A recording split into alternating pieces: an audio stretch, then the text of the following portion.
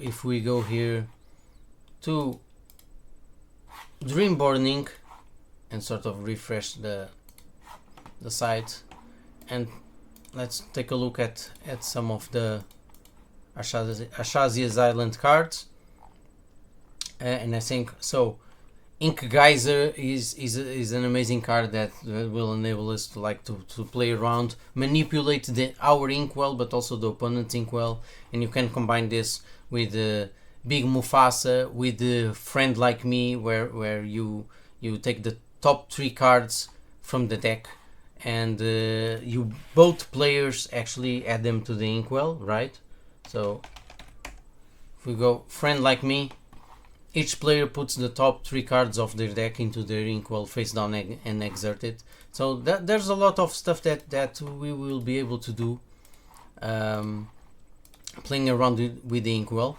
But what I found most interesting now with set 5 is that with Emerald and Sapphire having access to Under the Sea in order to board wipe basically the opponent. With Ice Block in order to facilitate that board wiping. We have Bend to My Will in order to wipe away the entire hand of the opponent. And then you have Ink Geyser, for example, where you are actually almost wiping the entire inkwell of your opponent. So you have the three lanes, the board, the inkwell, and the hand. And green blue can manipulate all 3. I doubt it's an actual viable deck to actually do all this stuff, and it would be very technical to play. You would have to get the perfect moment in a match in order to maximize your manipulation of the board, the hand, or the inkwell.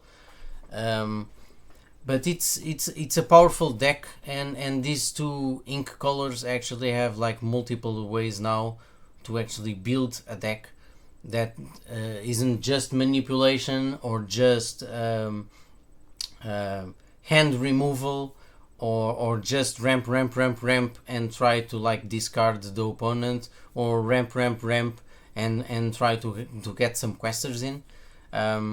One of the ideas I have is also to make the green blue ward evasives deck, where the synergy between the evasives in Emerald and the ward cards, both in Emerald and in Sapphire, will be able to protect each other. So you quest, and the opponent can't hit the characters because they have ward, and he can't challenge the characters because they have evasive. And you have several different cards that actually give ward and evasive to other characters. Again, it's gonna be sort of a tricky deck to play, but I think it has a lot of potential to basically not ignore your opponent, but to safeguard your deck against the multiple options that the opponents have. Of course, there will always be prepared.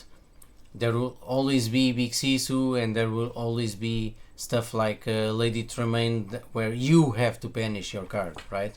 But if you can get enough evasives and enough ward characters and early on establish the board, then you can control the board, and you can control this turn I need an evasive that gives evasive more than I need ward, and vice versa, and actually get a deck that will be very, very hard to stop, because the opponents usually don't have a lot of evasive options, and don't have a lot of board wipe or self banish options, so to speak. So actually I think I have sort of it's still not finished, and of course we're still waiting to see more cards in blue, right? But when you have the small Pegasus and you have the big Pegasus, and you shift the big Pegasus and the big Pegasus on that turn, until the start of the next turn gives evasive to all your characters, so you are freer to quest. Gazelle is a cheap card that also gives evasive to something. You have ward cards like Duke Weaselton in order to that quests for 2. He's cheap and he's gonna survive because he has ward, and if you give him evasive, even better. Prince Philip is a really nice card. He only has 2 willpower, but he has ward, and he's not ice blockable or banishable with Big Sisu. Of course, everyone knows about Alice, and Alice gives, in addition to the lore, she quests and gives ward to someone else. Wendy Darling has ward and has support as well, which is useful. Belle off the ball has ward herself and gives ward to everyone else until the start of our next turn. So super useful card to have. Aurora works much in the same way as Belle, but she doesn't have ward herself. You have Ariel that has ward. I always love this card Pit Bad Guy, because if you combine it with support, or if you combine it with a deck that has a few actions, he quests for 4 and he has ward, and again you can't hit it with Ice Block and you can't hit it with Big Sisu. I always love this card, and I feel I've played around it with it for a few months. I went to Lorca Quest with a couple in my deck in October, and I feel this card is on the verge of more people actually playing with it.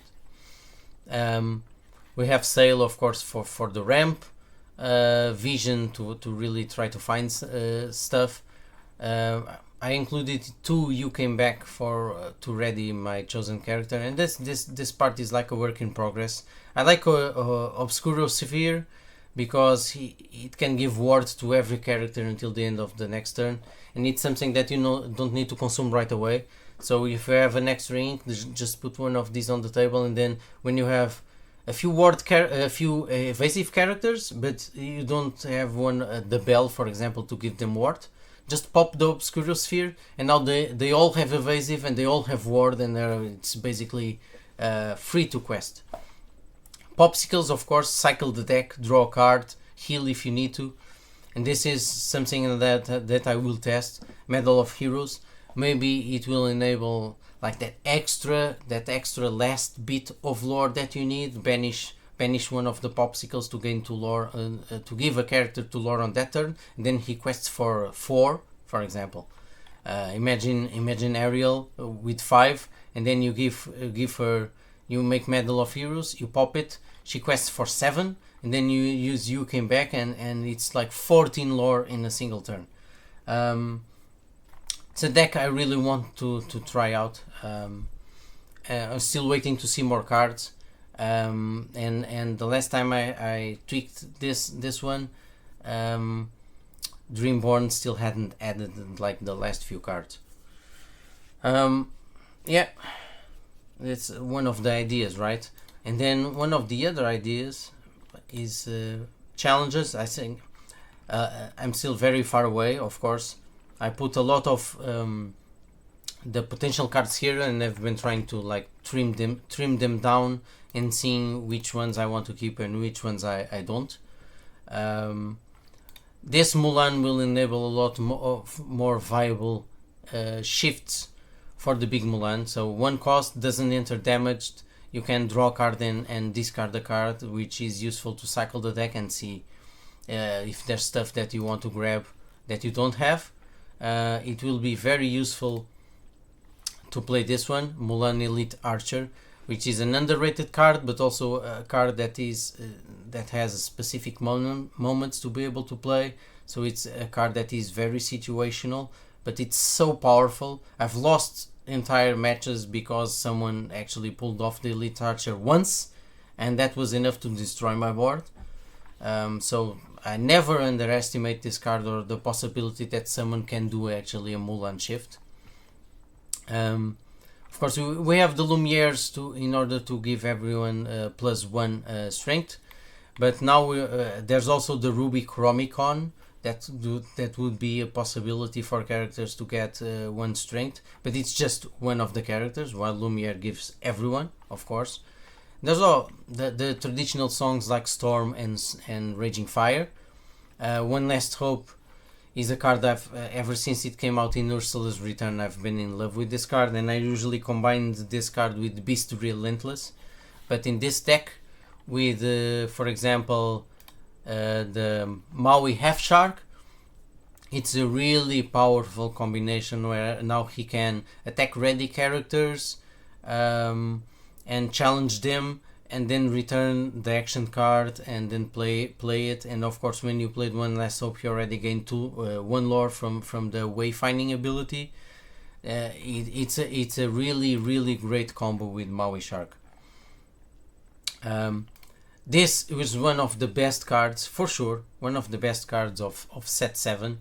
Mushu, Majestic Dragon, a 5 cost for 4, quest for 1, that has 2 abilities. Whenever one of your characters challenges, they gain resist 2 during that challenge. So this is amazing, and this is board wide. So in a deck that is made for our characters to challenge other characters, this is exactly the type of card that is a power card that the deck relies on, much like Rapunzel is a must include in the Amber decks. And imagine, for example, Calhoun with resist 4 combined with this card, gaining 2 lore, resist, and having resist 4. So it's insanity. And during your turn, whenever one of your characters banishes another character in a challenge, gain 2 lore. So again, imagine Calhoun having resist 4 and also gaining 4 lore from banishing your character. So this card in red steel is like a must include. Imperial Proclamation. Maybe let me check out Imperial Proclamation. Whenever one of your characters challenges another character, you pay 1 less for the next character. Yeah, this is a possibility as well, and I've seen people in actually Pixelborn Connect using this card and getting like insane turns. But at the same time, you need to have a hand. So if you have this and red steels always historically struggled with card draw. So if you don't have the cards in your hand, there's no use for having Imperial Proclamation, and that's the tricky part, getting the card engine going in red steel in order to basically obviously have a powerful board, but also in order to take advantage of a card like this. But it's definitely like a possibility. I'm gonna add it here to the possibilities of the deck and save it again. So now we are at 90 again. Always there will be a heavy trimming. I keep looking for excuses to play like the challenge promo Dragonfire, because it's such a beautiful card, and my dream is obviously to like keep playing it with either Maui Shark or one of the other cards that is tentative here, that I seem to forgot to have included here, which I had the Robin Sharpshooter as well. I think that it is in another version that I built. Beast Tragic Hero would be here to help with the card draw because red still struggles. Another option would be to run the Queen of Hearts shift line, but I've tried to do that in the past and it's sort of tricky. Raya is an amazing card, so you can, in a deck that is made for characters to challenge other characters, the fact that you ready them and you can't quest is no problem. Just you want to challenge, so now it's ready again. Just challenge again, and it's a very useful card. Of course, Super Goof. Everyone knows about this, and imagine Super Goof again combined with the Mushu. So potential 4 lore gain, and you give resist to Goofy. And hopefully you have like a couple of Lumieres or maybe even Ruby Chromicon, and Goofy has more than two strength in order to like successfully challenge characters. Pete in order to protect against opposing actions. Shere Khan is a card that seems like it would be good in this deck, but for whatever reason in the past, every time I try to use him, I always had other stuff that was more urgent that I put on the board, so he was either ink or he didn't go into the game. and the opponents are usually savvy, so whenever they see him, they like kill him. So I'm not exactly sure if he's gonna be in the final deck. This card for me is on the verge of greatness. So Li Shang, your characters with 4 strength or more get 1 extra lore. And imagine if you are in a turn where you are at like 14 lore and you only have 3 lore on the board in order to quest, but they all have 4 attack or more. Just, you don't need to do anything. Li Shang doesn't need to have rush, he doesn't need any of that stuff. Just put the Li Shang on the board and you win the game. And this is the type of thing combined with Ruby Chromicon, combined with Lumiere, combined with the fact that several of these characters like Mickey Pirate Captain or Mushu or Maui Half Shark could have 4 attack or more. And a lot of these characters have 3 attack, right? Like Calhoun, like Mr. Smee, like Denari, like Shere Khan, like Pete. So just 1 Lumiere will be able to trigger Li Shang. So I think this has tons of potential in this deck. Tons of potential. Denari is a card I haven't really seen a lot of people talking about. So this card is like made to challenge, you know, reckless, so he wants to challenge. He has 3 strength, so that's really cool to challenge, and he has resist 2. So if you combine this guy with Mushu, again, that's another character that is challenging with resist 4. So he's gonna be really hard to kill in the challenges, and even outside of the challenges he has resist 2. Of course, I've already talked about Calhoun. Doc would be here to help with the card draw, and as an alternative or an add-on to Beast, and until Beast isn't on the table, we still don't have a great shift target for Beast, so it's a 5 cost card for us. This is in a green deck, so it doesn't have morph. I put Mulan here for if you need an extra shift target for Big Mulan, but also this is an interesting card because if you play an action, this character gets +2 attack. So you can play an action and then shift Big Mulan on top of this one, and she has even more attack because she gains this bonus as well. And this has actually been confirmed. So anything that is gigantic, that has a lot of willpower, will get destroyed with the combination of the cards. And then remember, there's always Ruby Chromicon, there's always Lumiere, and I think Dreamborn Inc. still hasn't included the coils, right? So there's still no Ruby coil here, but it would be a card that would be in consideration, because I think it's basically, while Ruby Chromicon gives 1 strength, the coil gives 2 strength, if I'm not mistaken. Yeah, it's tough to build. Yeah, a lot of cards look really good. Yeah, and it has Bagheera, I think that's how you pronounce it. Yeah, grab your swords in about. Yeah, that's exactly right. So Ruby still went from a deck that was hard to be viable, and it went to a deck that now there's like a ton of options that we can choose. And it's what's gonna be really hard is figuring out testing out of all of this. Again, 90 cards so far, and I still have to add coils. There's Bagheera, and I'm sure there will be a few extra cards to add here. So out of like a 100 card pool, we have to trim that down to 60 and see which ones are really the more viable, or the most effective and the most impactful ones. And that's just gonna be through testing, because it's an ink combination that hasn't really been used a lot. So there isn't a lot of testing and data in order to figure that out. It's just gonna be pure testing. It's just gonna be dozens and dozens and dozens of games to figure out, trying out the cards, taking them out, and then putting others back in and seeing what works.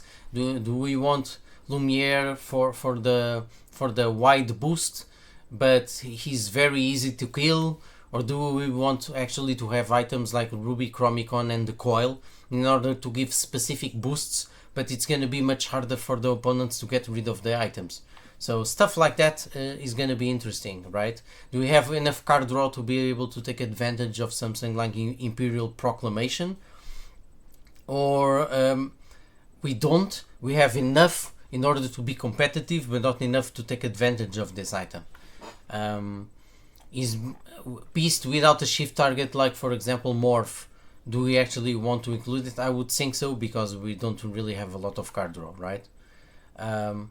And bear in mind, I have Maui Half Shark here, but I didn't include the regular Maui, and the regular Maui is another card that could perfectly be in here and be in consideration.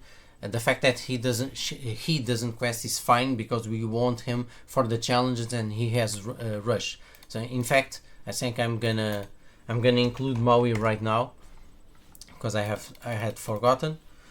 And of course we have Maui's Fishhook as well, even though that one I'm not sure if it would be very, very useful to use Maui's Fishhook in this deck.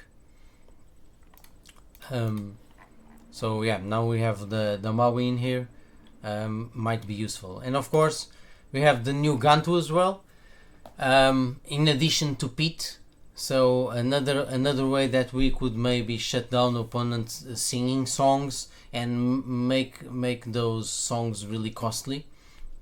In addition to each player pays 2 more ink to play actions or items, and that doesn't apply obviously to sing. So again, uninkable, which might be a problem, but on the other hand, it has really interesting abilities and special abilities, right? He will obviously die to either small Sisu with an ice block, or to big Sisu just regularly. And again, look at this list. I'm not even including the Sisu shift lines in here. I'm not including the Sisu packages here so far. So there's a ton of Ruby Steel cards. Maybe it will be actually really useful. It's gonna be like 110, maybe 120 cards in order to figure out exactly what's the right way to run this deck, right? We have the Daring Visitor, we have the Emboldened Warrior, and we have like the Empowered Sibling, and they would all be possibilities in this deck, depending on what exactly we want to do and what the meta of set 7 is. That's and again, we don't even have a lot of uninkables in this 106 card pool, just 26. So adding the Sisu ones, it's at 106 cards. And now we have the Sisu Empowered Sibling as a possibility. Yeah, new Mickey, yeah, but they have the new Mickey is amazing, but they haven't added it to Dreamborn Inc. yet. Dreamborn has been like slower to add the cards. Let me check. I think they haven't added it, right? It's a steel one. So yeah, they haven't added it yet. It's basically a better version of Trumpeteer, so to speak. But it goes basically. It's Mickey Mouse Trumpeteer, Trumpeter. I don't know how to pronounce that. 2.0. It's gonna be an actual useful card. It looks really great. Sorry, but yeah, I think this deck has tons of potential. Yeah, I had in this case we're probably not gonna be using Mickey Mouse Food Fighter,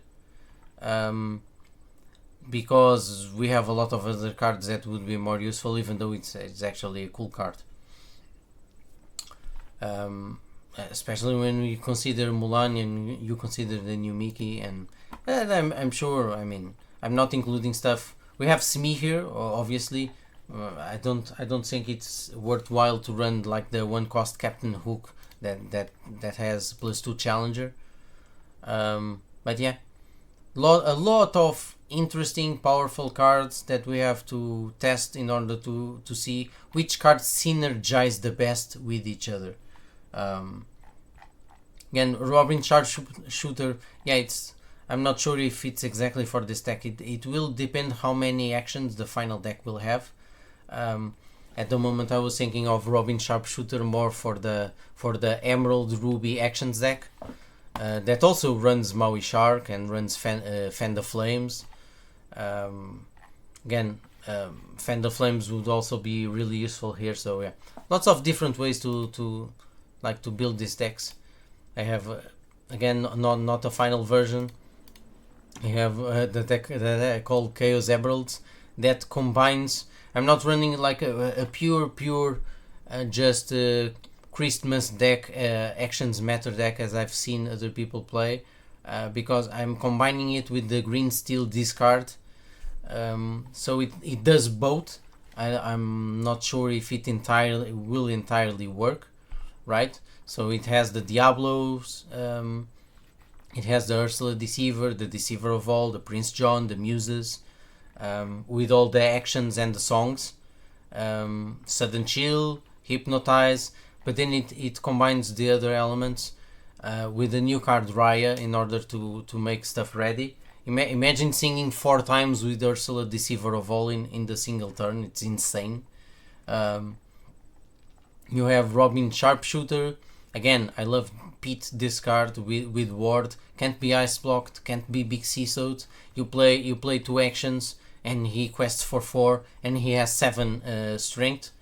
Maui Shark in order to basically recycle all these actions that the cards like Diablo and Ursula can sing, and Robin Sharpshooter as well. You're gonna be putting a lot of cards because of his ability into the discard, so you want to find a way to bring them back and gain the advantage of challenging with a powerful character and gaining lore whenever you play the actions, right? With stuff like Fan the Flames in order to make it ready, or make Ursula ready, in addition to Raya. We have Brawl to compensate for the steel, Brawl and Dragonfire to compensate for the steel action cards that we don't have. A card we have, this is tentative. I know people use it and all that. I never liked We Don't Talk About Bruno, because I don't like the uncertainty when my opponent has more than one card in his hand.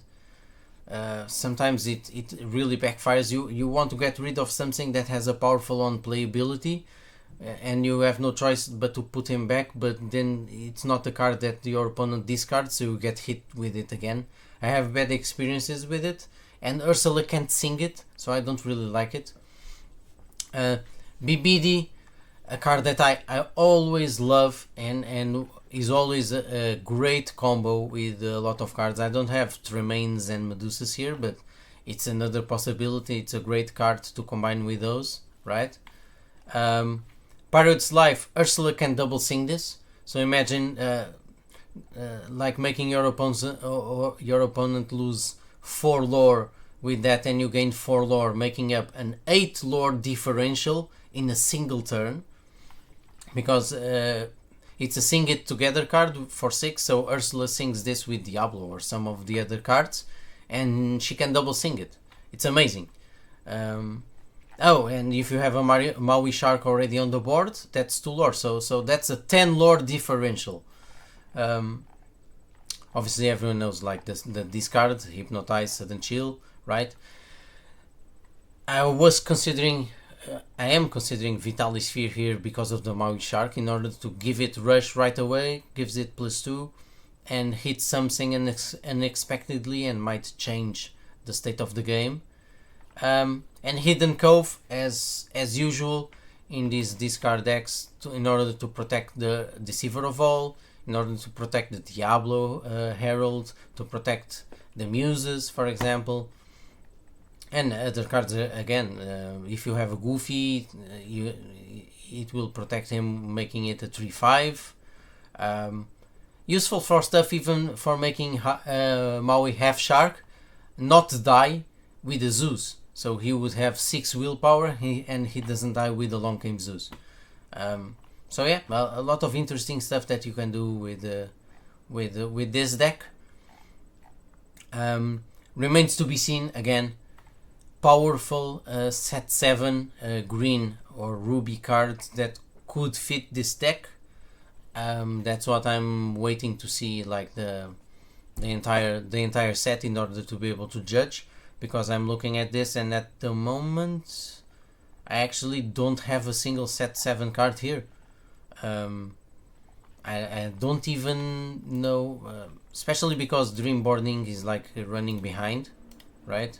So I don't know if there would be anything that I would want to include. Like the 1 cost Pete is an interesting card, but the 5 cost Pete doesn't have a shift, so there's no point to it. We don't really need card soldiers. I'm not sure if He's a Tramp would be useful for Ursula to sing. Maybe Wake Up Alice for a damaged character, but this for me would be more of a green steel card. So yeah, Devil's Eye Diamond, I don't think so. The new Queen of Hearts,